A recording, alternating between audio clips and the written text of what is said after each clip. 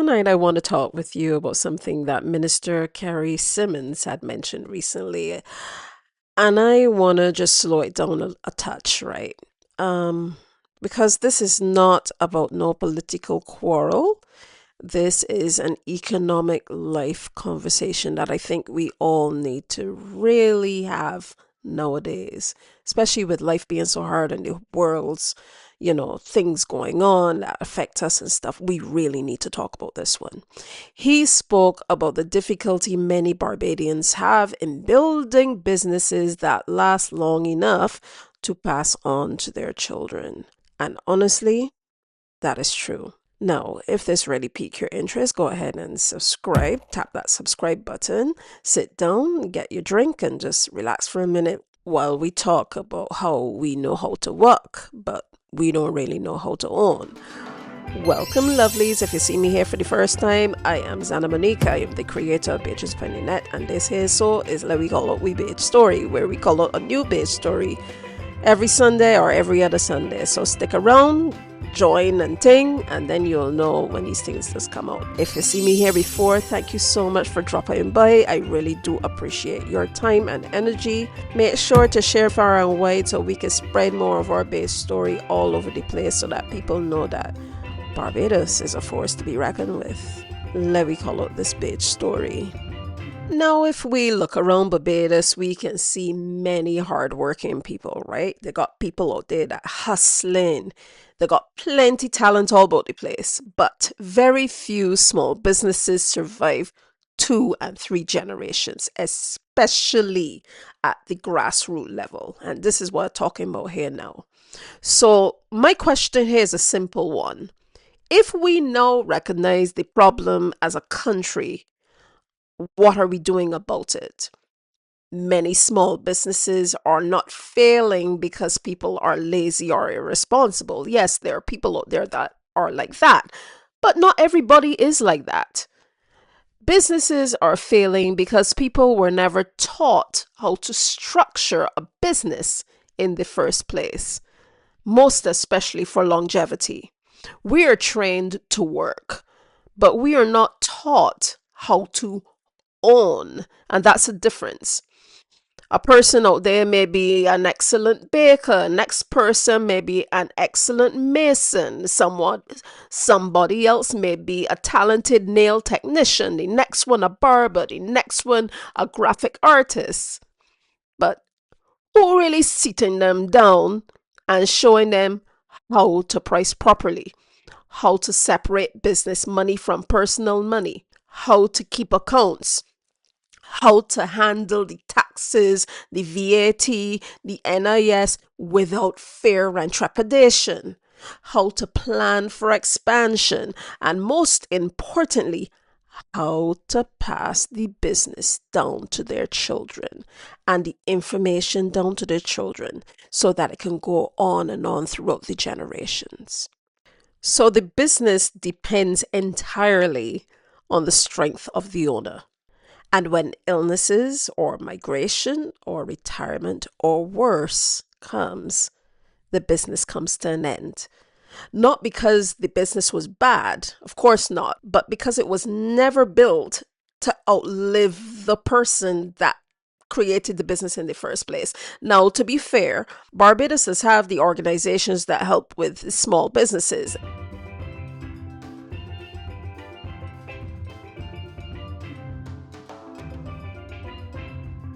And they do valuable work. But many grassroots people either don't know about them or they feel intimidated by them. They feel the fear and the trepidation, or they believe that those spaces are only for people who already have the money, the qualifications, the offices, and they live in the right place and all that sort of thing. So the challenge is not only in creating the programs, it is bringing those programs to the people in a practical and welcoming way. And when I talking about the people, I am talking about the people in the heights and the terraces and things. So I'm talking about the everyday individual who really hustling and really got the passion to build them own little thing so that their family could do good. Them people we talking about. Because the person selling plates for the weekend and the next one braiding hair from home and the one out there so fixing the cars in the gap and the other person out there so baking from a kitchen or doing little small construction jobs, all of them people saw is a business owner too. Yes, they are. Before we continue, listen, I got to tell one about next in the episode of Let Me Call It We BajStory because we stepping pun the anti-defection debate. I know one of did hearing about that all in the talk. What does it actually mean? Is it about protecting voter mandate or reshaping parliamentary power?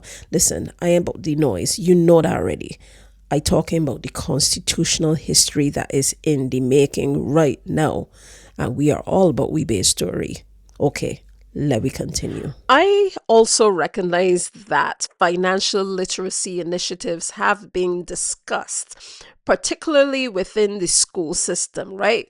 That is definitely a positive step. But there are many adults out there in the working population that have already left school long time ago. They're in the school system no more. And they also need practical access to this knowledge now. I, for one, would love to learn more and more all the time, and I have it structured in a way that works for me now at this age. And listen, we also have to be honest about something cultural, right?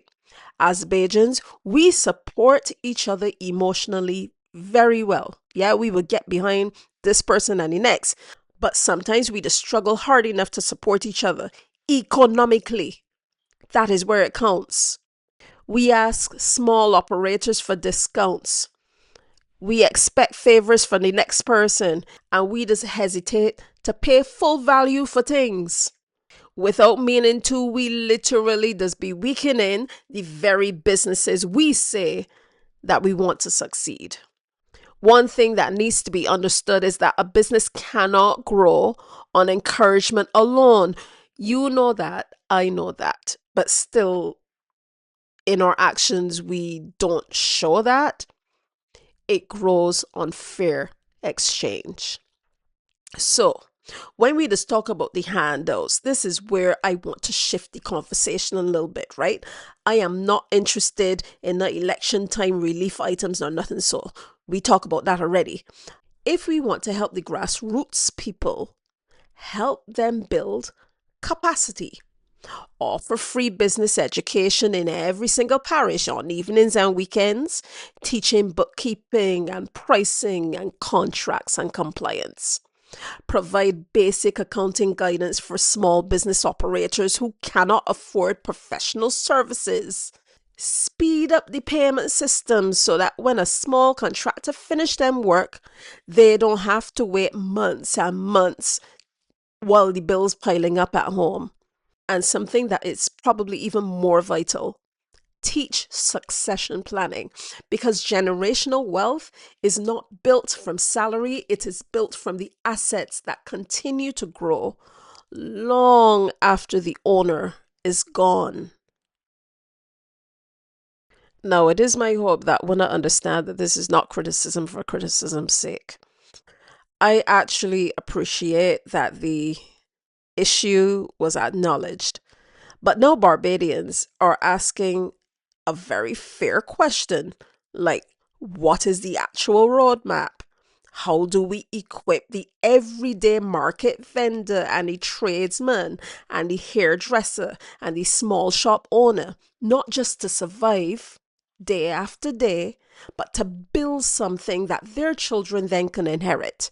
Because empowerment is not just a speech. Empowerment is when a family 10 or 20 years from now is still living from a business started today.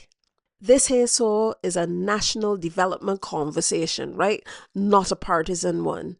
As always, I am just an ordinary citizen sharing publicly discussed issues and trying to understand what affects every single one of us. It is a part of our BajStory. It is who we are, right? My interest is about fairness and opportunity and a stronger Barbados for everybody. So yeah, do you think that we are ready and willing to make this a vital part of our BajStory? I'll listen in.